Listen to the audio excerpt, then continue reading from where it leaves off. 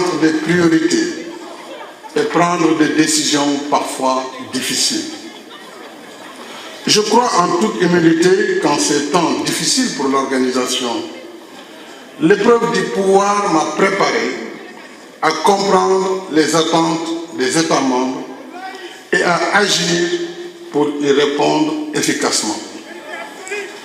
Mesdames et messieurs, si j'ai l'honneur de servir comme secrétaire général, ma première priorité sera de contribuer à restaurer la confiance, apaiser les tensions, réduire les fractures et redonner espoir dans notre action collective. Comme le veut la Charte des Nations Unies, je serai un secrétaire général impartial qui parle à tous et qui écoute tous. Je serai un secrétaire général qui rassemble, un secrétaire général bâtisseur de ponts entre les nations, entre les cultures et les civilisations, entre l'Est et l'Ouest, entre le Nord et le Sud. J'engagerai sans délai une diplomatie préventive plus active dans l'alerte précoce, la médiation, la coopération entre les nations, surtout celle entre les Nations Unies et les organisations régionales. J'engagerai avec les États membres une réflexion approfondie sur l'efficacité des opérations de maintien de la paix. Je travaillerai également à maintenir les droits humains au cœur de l'agenda des Nations Unies. Nous le savons tous, les droits humains sont universels. Ils sont inséparables les uns des autres. Ils sont civils et politiques. Ils sont aussi économiques, sociaux et culturels. La Charte nous engage à les protéger sur la base des principes fondamentaux qui consacrent la primauté du droit et le besoin de justice. De même, à 4 ans de l'évaluation finale de l'agenda 2030, je veillerai à la bonne conduite des objectifs de développement durable ainsi que de l'élaboration de l'agenda d'après 2030 avec les États membres. En ce 22 avril, la journée de la Terre nous rappelle l'urgence des menaces environnementales qui pèsent sur notre planète. Le poids de la dette est devenu insoutenable pour de nombreux pays. Les inégalités se creusent, frappant d'abord les plus vulnérables, notamment les jeunes et les femmes. Certes, la coopération pour le développement garde toute son utilité. Mais mon expérience à la tête d'un pays en développement m'a appris que les financements publics restent insuffisants et difficiles à mobiliser, notamment pour les infrastructures de développement. Or, sans les investissements structurants, il ne peut y avoir de transformation économique et de création massive d'emplois. C'est pourquoi je propose le financement du développement.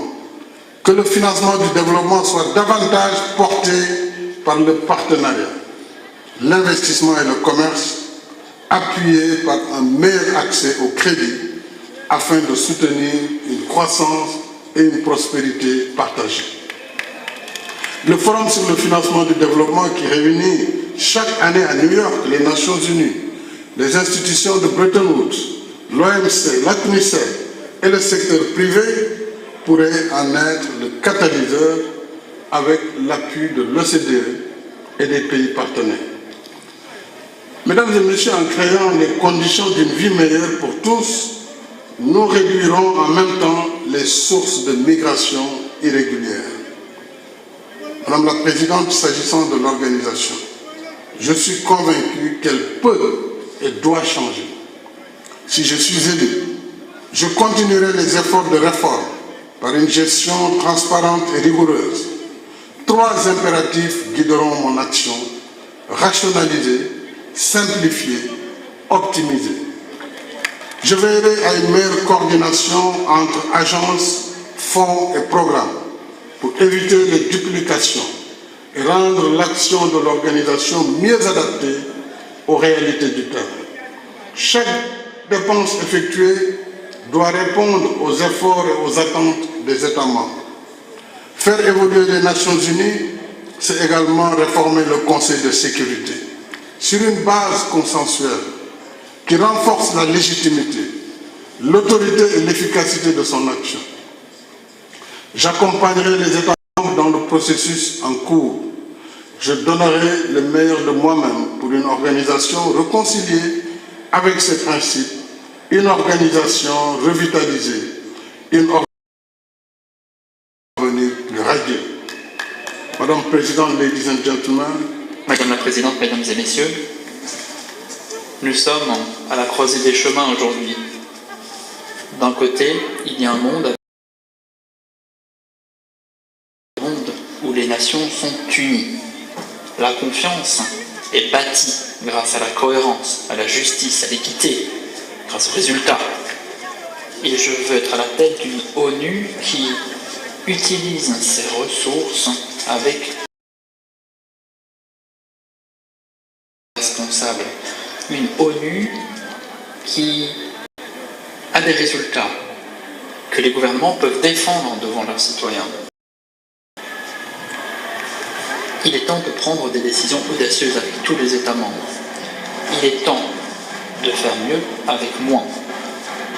Il est temps d'utiliser le plein potentiel de l'ONU. C'est le moment d'agir. Voilà la façon dont l'ONU demeurera pertinente. C'est comme cela que l'ONU regagnera la confiance des gens. C'est à nous de faire ce choix. L'union fait la force. Si je venais être élu, je travaillerais avec tous les États membres pour redonner vie à notre objectif commun mu par l'esprit de la charte. Et ensemble, nous façonnerons un monde meilleur pour tout le monde. Je vous remercie.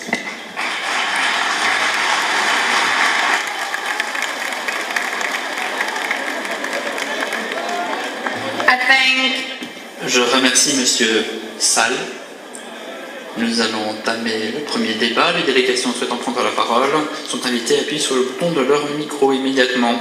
Je rappelle aux membres qu'ils sont encouragés à poser des questions courtes, droit au but. Les interventions ne devraient pas durer plus de 2 minutes pour les délégations qui s'expriment à titre national et pas plus de 3 minutes pour les délégations qui s'expriment au nom d'un groupe d'États membres. La politique sera stricte et le micro sera coupé automatiquement après que le temps imparti se sera écoulé. Un chrono sera à l'écran pour aider les orateurs et oratrices à gérer leur temps. Le micro commencera à clignoter 30 secondes avant la fin du temps imparti. Comme je vous l'ai dit, le candidat aura le temps pour répondre. Les réponses ne devront pas faire plus de 2 minutes pour les délégations qui s'expriment à titre national et 3 minutes pour les délégations qui s'expriment au nom d'un groupe d'État. Je rappelle aux candidats et candidates que le temps imparti sera strictement respecté. Les questions de la société civile seront mélangées aux questions des États membres. Comme je vous l'ai dit, on va se concentrer sur les capacités de direction, l'expérience et les compétences nécessaires pour être à la tête d'une organisation forte, adaptée aux exigences de demain. Premier orateur 10, je vais donner la parole à Singapour, qui s'exprime au nom des petits États. Merci beaucoup, Madame la Présidente. J'ai l'honneur en